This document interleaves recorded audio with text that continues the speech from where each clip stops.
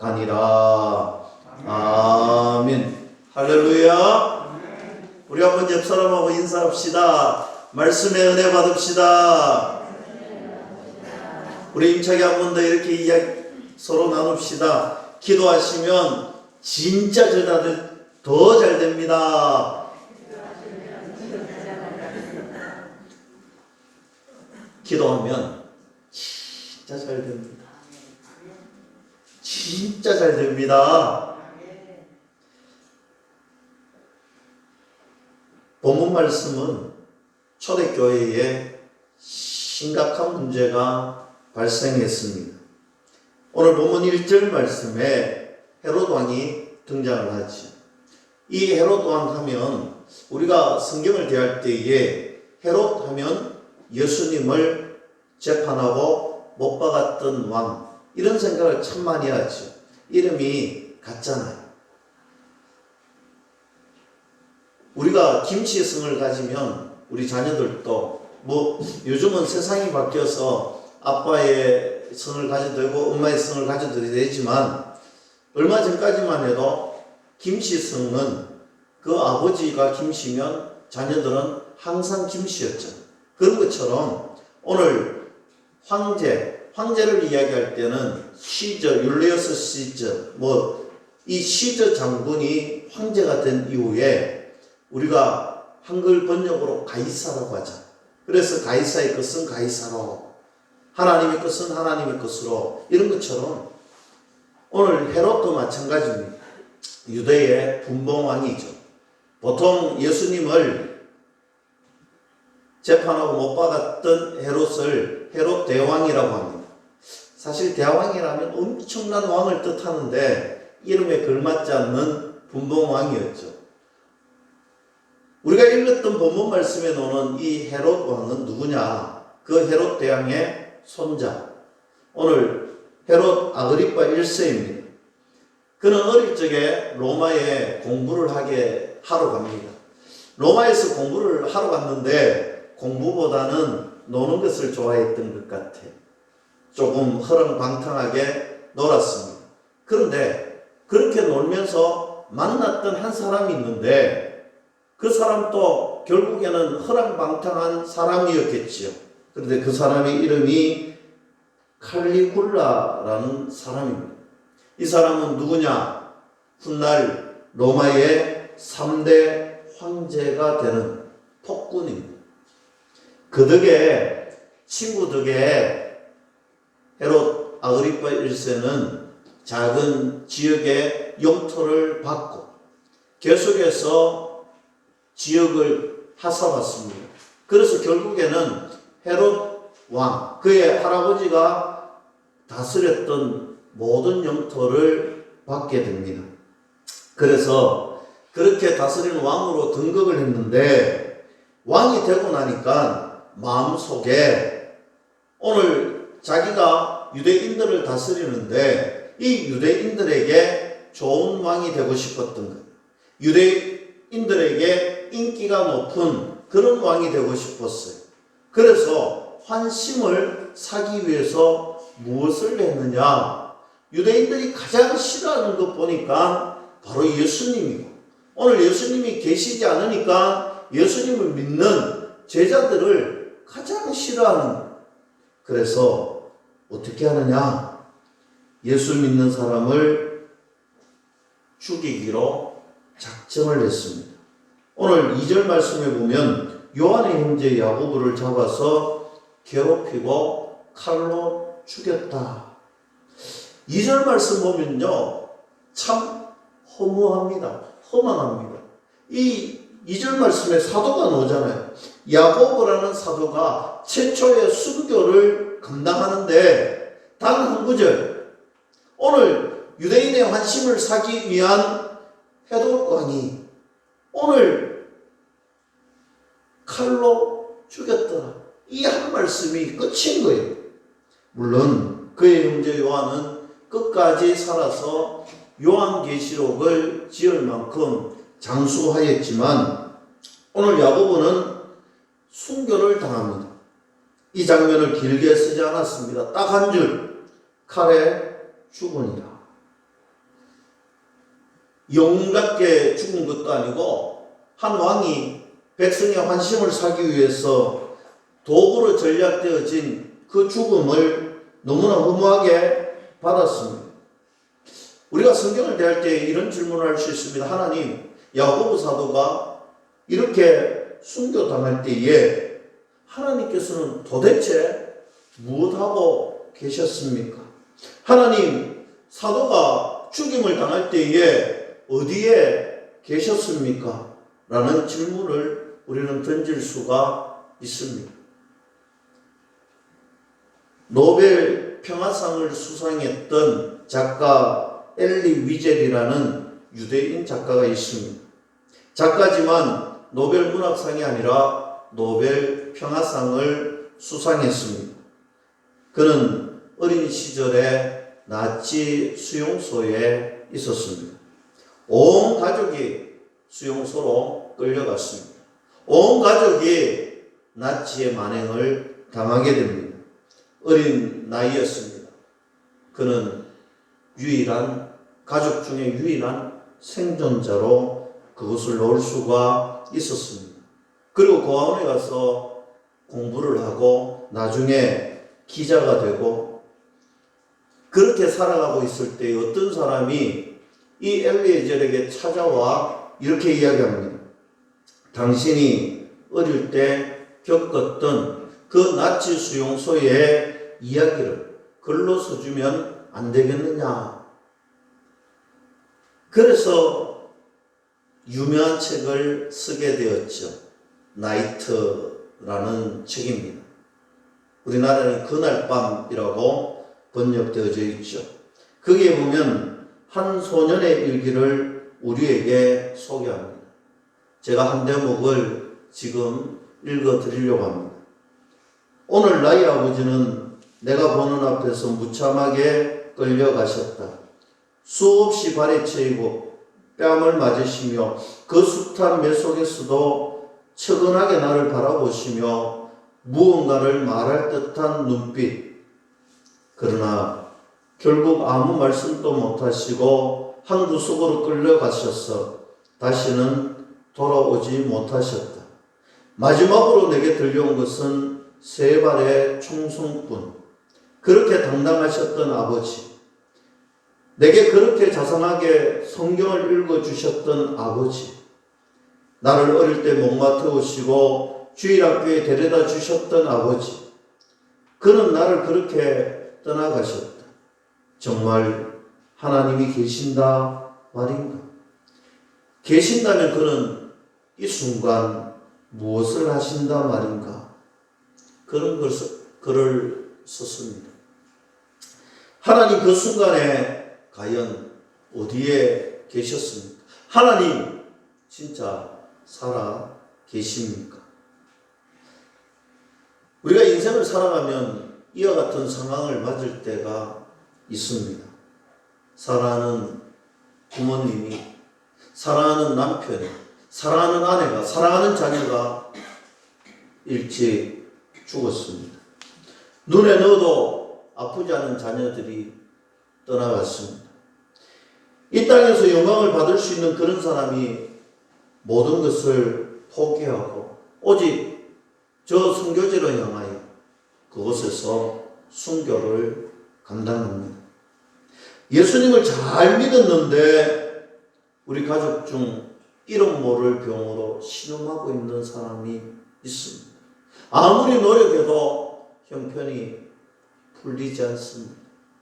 예수님을 잘 믿는데도 이런저런 이유로 어려움을 당하고 밤잠을 지새우도록 만들고 신음하는 그런 성도들이 우리 주변에 있더라는 거죠. 이때 우리는 동일하게 질문을 던집니다. 하나님 진짜 살아계십니까? 하나님 진짜 어디에 계십니까? 하나님 진짜 살아있습니까? 야곱의 죽음 앞에서 우리는 이 질문을 동일하게 던질 수 있겠지요. 야곱의 죽음은 허무한 죽음입니다. 하나님은 과연 살아계시는가? 저는 오늘 말씀을 준비하면서 이런 생각을 가슴에 새기며 이 말씀을 준비했습니다.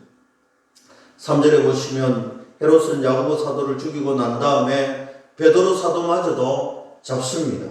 그리고 죽이려고 하지요. 그런데 잡았던 그 시기가 무교절 시기입니다. 무교절은 우리가 유월절과 혼영해서 사용하는 것이지요. 즉 유월절 축제입니다. 축제 기간 중에는 사람을 죽일 수가 없습니다. 그래서 축제가 끝난 며칠 후에 죽이기 위하여 옥에 가둡니다. 성경 말씀에 보면 4명씩 한 조를 군대를 지어서 이 베드로를 지킵니다. 문 밖에서 든든히 서서 꼼짝 못하게 지킵니다. 옥도 단단하게 가두었습니다. 이런 살벌한 상황 속에서 오늘 초대교회가 무엇을 했느냐? 성경은 분명하게 이야기하는 5절 말씀입니다. 이에 베드로는 옥에 갇혔고 교회는 그를 위하여 간절히 하나님께 기도하더라. 초대교회가 아주 위험한 상황을 맞이했습니다. 사도가 순교를 당했습니다. 또 수제자가 순교를 감당하기 위하여 옥에 갇혔습니다. 꼼짝 못하게 죽게 되었습니다. 그때 그 박해 속에, 그 칼날 속에 초대교회는 기도했다는 것입니다. 오늘 초대교회 성도들이 무서운 상황임에도 불구하고 자신들에게 위험이 닥치는 그런 상황 속에서도 오늘 모였다는 거예요. 기도하기 위해 모였다는 거예요. 그리고 하나님께 기도했다는 사실입니다. 사랑하는 성도 여러분, 초대교회는 위기 상황 속에서, 어려운 상황 속에서 모여서 기도했습니다. 지금 뜨겁게 기도하고 있습니다. 신앙을 버리지 않고 기도하고 있습니다. 기도로 뜨거워지는 것 쉬운 일이 아니지. 기도로 뜨겁게 살아가는 것 쉬운 일이 아닙니다. 그런데 이 초대교회는 야고보의 죽음 이후에 더욱더 더 강한 믿음, 더욱더 더 강한 뜨거운 기도의 불씨가 활활 타올랐다는 것입니다. 오늘 초대교회가 힘들고 어려운 상황 속에서도 왜 기도의 불씨를 끄트리지 않고 더 큰 활활성 같은 불씨를 이끌어냈느냐? 그것은 바로 야고보의 순교 때문이었죠. 야고보의 순교 때문에 교회는 더 열심히 기도하고 있습니다. 더 강한 믿음을 가지고 있습니다. 누가 야고보의 죽음이 헛되다라고 말할 수 있을까요? 야고보의 죽음이 허무하다라고 말할 수 있겠습니까? 그의 죽음은 초대교회가 강해지고 오늘 고난과 역경 속에서 기도할 수 있는 동력이 되었다는 것입니다. 절대 헛된 죽음이 아니었다는 것이죠. 우리 한국교회도 순교의 피가 우리를 강하게 하고 그 순교의 피가 기도의 불씨가 되고 믿음의 동력이 되어 지금 우리가 이렇게 믿음 생활을 잘하고 있습니다. 1950년 6월 25일 저 북한이 휴전선을 넘습니다. 아무 예고 없이 한국 전쟁을 일으켰지요. 파죽지세로 몰려옵니다. 순식간에 남한은 점령을 당하게 됩니다. 전라도에 가면 영광지역이 있습니다. 그 일대도 장악되고 말았습니다. 여러분, 염산교회라는 곳이 있습니다. 염산교회는 이 공산군들이 예수님을 믿는다 하면 무조건 잡아 죽였다고 합니다. 단일 교회로는 사실 최고의 많은 순교자를 내었던 곳이 염산교회입니다. 77명이 순교를 당했습니다. 어린아이로부터 노년에 이르기까지 77명이 순교를 당했습니다. 한꺼번에 77명이 순교를 당한 것이 아니라 시간을 두고 계속해서 순교를 당했습니다. 3개월에 거쳐서 77명이 죽임을 당했습니다. 왜 도망가지 않고 순교를 당했을까요? 그들은 왜 도망가지 않고 죽음을 맞이했을까요? 그것은 한 가지입니다. 교회를 지키기 위해서였다라고 간증하고 있습니다. 교회를 지키기 위하여 도망갈 수 없었다는, 내 믿음을 지키기 위하여 도망갈 수가 없었다는, 내 믿음을, 내 교회를 지키기 위해 스스로 순교를 당하였다는 것입니다. 여러분, 어떻게 죽은지 아세요? 저는 이 영상교회를 몇 번 방문했습니다.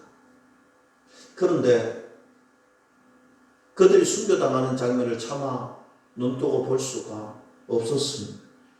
죽창에 질려서 죽었습니다. 바다에 살아서 던져졌습니다. 그것도 한 명씩 던져진 것이 아니라 15명씩 묶여서 던져졌습니다. 떠오르지 못하도록 돌을 묶고 손을 묶고 던져졌습니다. 그런데 그때 네 자매가 있었는데 제일 큰 아이가 15살, 막내가 9살입니다.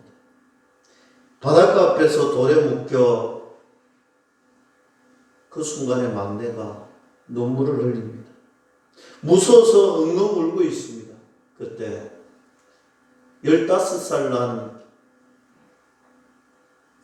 언니가 그를 안으면서 괜찮다. 괜찮다. 우리는 지금 천국에 가는 중이다. 우리는 지금 천국에 가는 중이다. 라고 위로를 합니다. 그리고 순교를 당하였습니다. 오늘 살아있는 사람들의 증언에 의하면 그들은 그 죽음의 순간에도 찬송을 불렀다고 합니다. 내 주를 가까이 하게 합니다. 내 주님을 가까이 하게 합니다. 찬송 부르다 죽창에 찔려서 죽고 돌에 묶여 바다에 수장되고 생매장되었습니다. 영상교회는 순교 때 불렀던 찬송, 지금 3분의 1이 생존자였는데 그들이 차마 내 주를 가까이 하게 하면 부를 수가 없었어. 그들은 환난과 핍박 속에서 찬송을 불렀다고 합니다. 여러분, 근데 정말 놀라운 것이 무엇인지 아세요? 정말 놀라운 것은 이 영상교회가 1947년에 세워졌다는 거예요. 1947년에 세워졌던 이 영상교회가 1950년도에 그 77명의 순교자가 발생했는데 믿음을 지키기 위해서, 교회를 지키기 위해서 순교했는데 고작 믿음이 들어온 지 3년밖에 되지 않았다는 사실입니다. 그들의 죽음이 헛되다라고 말할 수 있을까요? 그들의 죽음이 헛되다라고 말할 수 있겠습니까? 지금 오늘 이 자리에 우리가 믿음 지키고 신앙 가지고 있는 것이 바로 이들의 믿음이 있었기에, 이들이 교회를 지키고 믿음을 지키고 순교를 했던 그 정신이 있었기에 오늘 한국교회가 있고 한국교회가 믿음을 지키고 살아갈 수가 있는 것이 아니겠습니까? 그 누가 야고보의 사도의 순교가 헛되다 할 수 있겠습니까? 이제 6절 말씀 다시 봅니다. 내일이면 베드로가 죽게 되었어. 헤롯이 당부합니다. 내일 죽을 거니까 베드로를 혹시 다른 사람들이 데리고 갈지 모르니 양옆에 지키고 쇠사슬을 같이 묶고 두라는 거예요. 문을 단단히 지켜 철통같이 지키라는 거예요. 7절 말씀에 호련히 주의 사자가 나타나네. 여러분, 호련히 주의 사자가 나타났다. 오늘 하나님께서 기가 막힌 타이밍, 하나님의 시간이 있어요. 은혜의 타이밍. 오늘 우연히 나타난 것이 아니에요. 하나님의 때에 맞추어 믿음의 신비가 일어나는 정확한 타이밍에 오늘 나타났다는 거예요. 하나님은 절대로 늦으신 분이 아니에요. 하나님은 정확한 분이십니다. 정확한 때에 오셔서 베드로를 깨우고 옆구리를 쳐서 깨웁니다. 여러분 참 신기하지 않나요?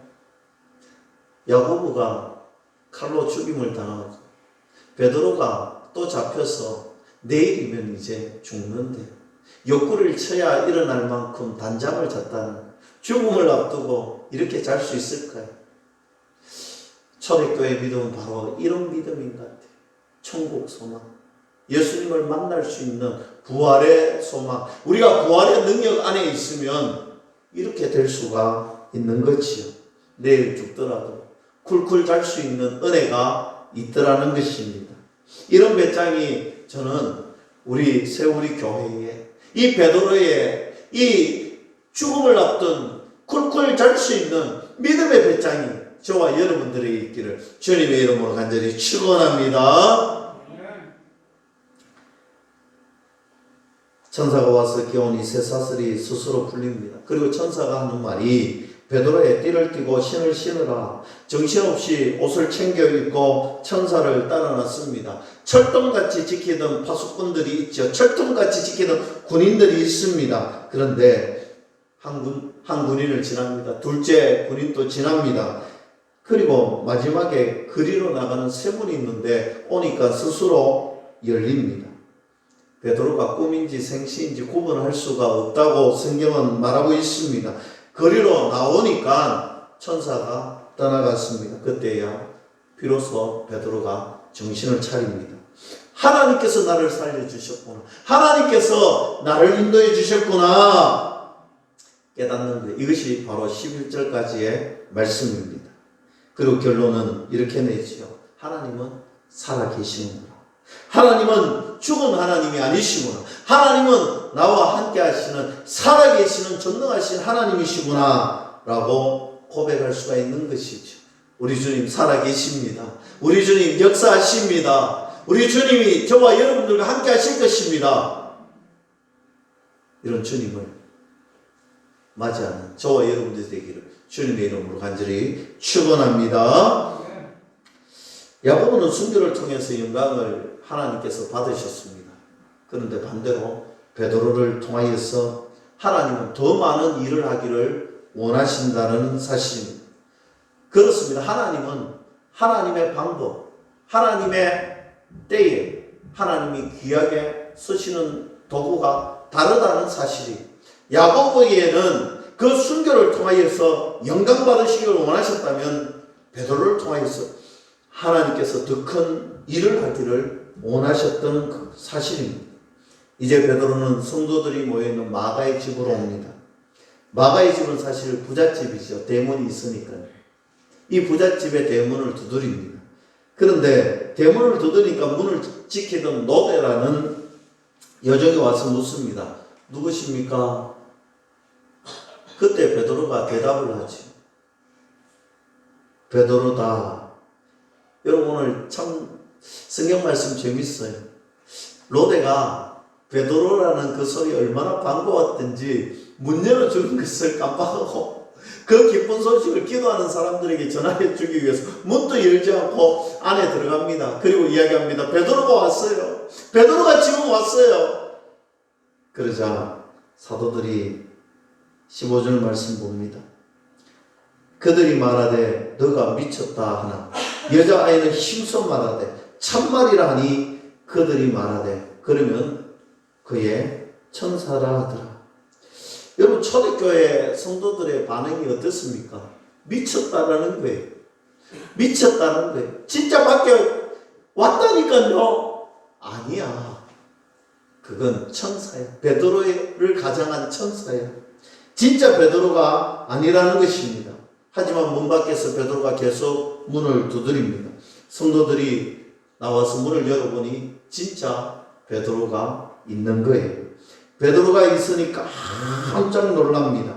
그때 조용하라고 손짓을 합니다. 그리고 어떻게 자신이 옥에서 빠져나오게 된지 이야기를 합니다. 그리고 성경은 그가 유유히 사라졌다. 이것이 오늘 본문의 내용이지요.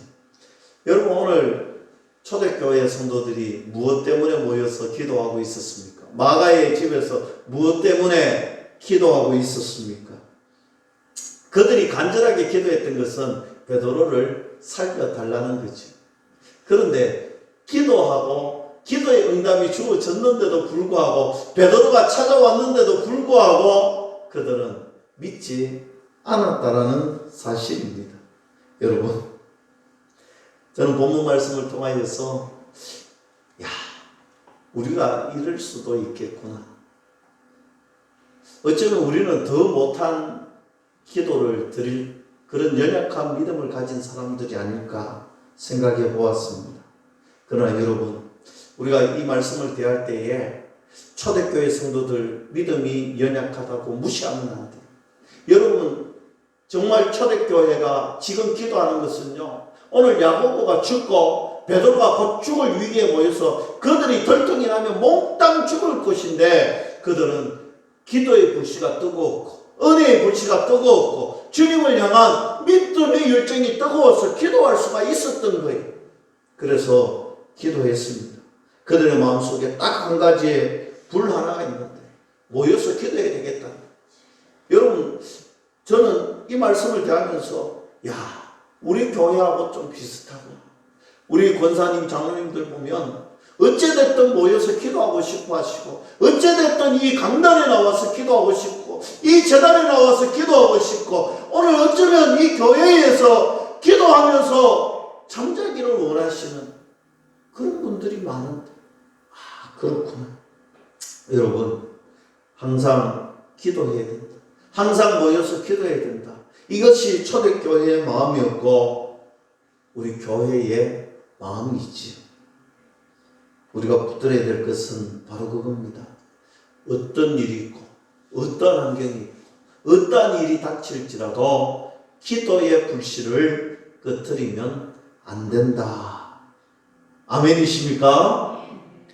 어떤 일이 닥칠지라도 어떤 순간이 오더라도 기도의 불씨를 끄트리지 않는 그런 교회, 그런 가정, 그런 성도는 하나님께서 귀하게 사용하신다. 믿을 수 있기를 축복합니다. 자, 이 기도해야 된다. 기도의 불씨를 끄트리면 안 된다. 사실 이런 기도의 불씨를 끄트리지 않는다. 사실 오늘 초대교회도 확고한 믿음을 가지고 기도했는 것 같잖아요. 간절한 기도하고요, 확고한 믿음이 있는 기도하고는 좀 다른 것 같아요. 우리가 간절히 기도할 수는 있어도 사실 믿음이 연약하게 할 수도 있다라는 것입니다.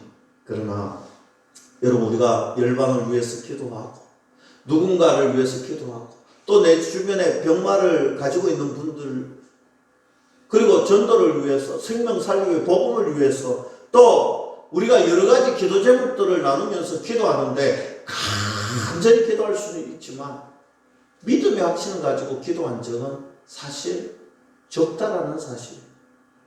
그런데 실망하지 마세요. 오늘 초대교회도 그랬던 것 같아요. 간절히 기도했지만 믿음이 연약했던 것 같아요. 그러나 믿음이 연약했을지라도 믿음의 확신을 가지지 못했을지라도 하나님은 모여서 기도하는 사람들, 오늘 하나님은 모여서 기도하는 그 영혼, 그 교회, 그 성도, 그 가정, 하나님 기도하는 것 자체만으로 기도 응답 주실 줄 믿을 수 있기를 주님의 이름으로 간절히 축원합니다.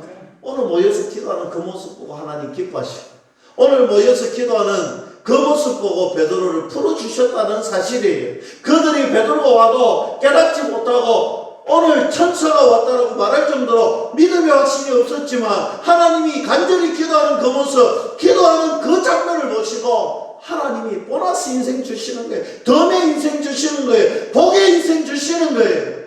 여러분, 우리가 그래서 간절히 기도하는 것이 중요하고 모여서 기도하는 것이 중요하다는 것입니다. 우리가 전도팀 활성화 프로젝트를 하면서 제가 느낀 것이 있다면 하나님께서 전도하는 그 교회, 그 성도, 그 가정은 하나님 분명히 복을, 넘치는 복을 주신다. 이런 믿음의 확신이 생기더라고요. 이유가 뭔지 압니까? 전도하려고 하니까 자꾸 해방 놓는 것들이 우리가 8번을 모였는데 4번 비가 왔어요. 우리가 참 전도하는데 4번 비 만나는 것도 쉽지 않아요. 훈련 받는데. 그런데 오늘 그것만 있었습니까? 우리가 코로나에서 청정지역교회 했는데 어떻게 전도하니까 코로나가 그렇게 많이 걸리는지, 오늘 전도하니까 어떤 일들이 왜 이렇게 많이 생기는지, 가만히 있을 때는 모르겠던데 하나님의 복음 사역을 감당하려고, 사명을 감당하려고 십자가의 능력 안에 있으려고 하니까 사단이 발버둥치는 거예요. 느껴지는 거예요. 사단이 긴장하고 있구나. 사단이 지금 큰일 났구나.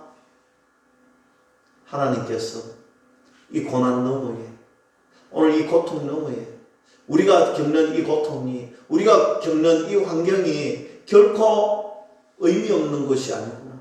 하나님 분명히 우리 교회를 통해서 이 일광 땅에 믿음의 거루터기를 세워주시고, 오늘 우리 교회가 하나님의 기도의 불씨가 더 활활 타오르고, 우리 교회가 믿음의 동력자들이 부리듯이 일어나는 그런 아름다운 교회로 저는 성장할 수 있을 줄 분명하게 믿음을 가지고 간증할 수 있는 계기가 되었구나.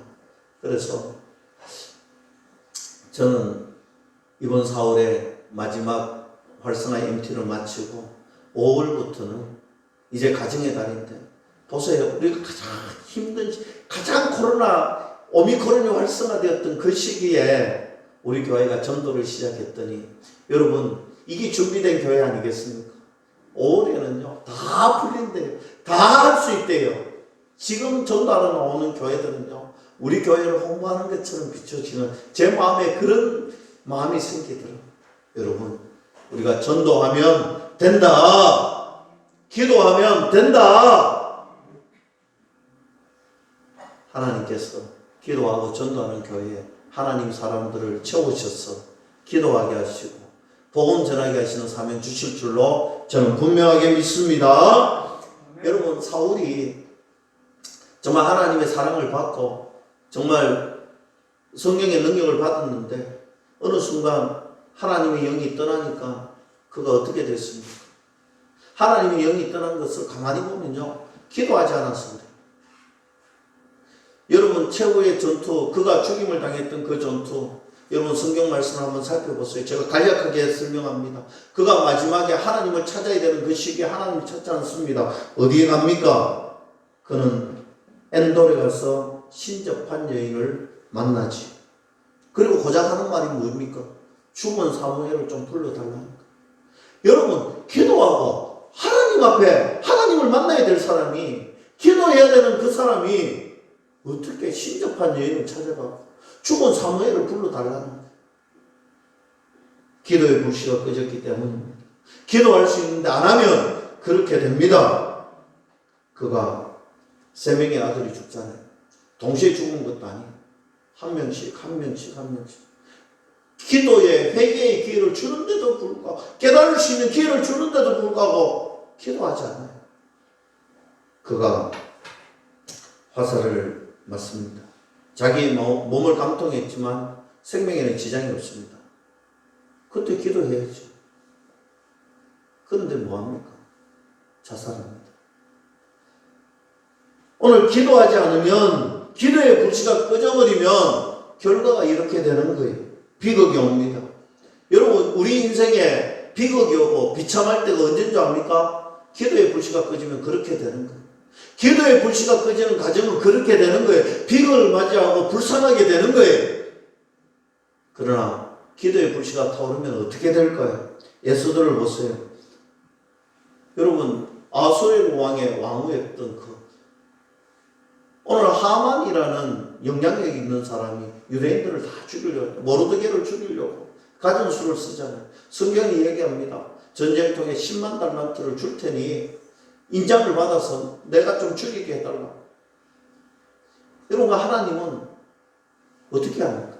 모르드게가 찾아옵니다. 에스더에게. 네가 왕후가 된 것이 바로 이때를 위함인데 안 된다는 거예요. 지금 왕 앞에 갈 수가 없어. 가면 나도 죽는다는 거예요. 하나님의 때를 기억하라는 거예요. 그때 에스더가 이렇게 얘기합니다. 3일 동안 모든 사람들을 불러 금식하고 기도해달라는 거예요. 3일 동안 자기도 기도하겠다는 거예요. 기도한 이후에 왕 앞에 죽음을 각오하고 나아갔더니 하나님이 이미 다 해결해 놓으셨어요. 하나님이 모든 것을 해결해 놓아서 역전의 인생으로 바꾸어 주셨다는 사실입니다. 사랑하는 성도 여러분, 우리에게 환난과 고통이 없을까요? 있습니다. 지나갔다고 자만하시는 분이 있습니까? 여러분, 또 찾아옵니다. 우리가 하나님 만나는 그날까지 환난은, 고통은 계속해서 찾아옵니다. 여러분, 어떻게 해야 될까요? 기도의 불씨를 흩어지지 마세요. 기도의 불씨를 활활 타오르게 하세요. 그러면 하나님께서 그 영혼 책임져 주시고, 그 가정 책임져 주시고, 그 교회가 복되게 해주실 줄로 저는 분명하게 믿습니다. 말씀을 맺습니다. 모쪼록 우리 삶의 현장에 기도의 불씨를 꺼뜨리지 않고 오직 주님 믿음의 결단하는 모이는 곳에, 기도하는 곳에, 찬양과 예배하는 곳에, 그리고 사명 감당하는 일에 최선을 다하십시오. 그러면 하나님께서 여러분들을 귀하게 사용하여 주실 것입니다. 이 땅에 믿음의 주인공들이 다 될 수 있기를 주님의 이름으로 간절히 축원합니다. 기도하겠습니다. 하나님 아버지 감사합니다.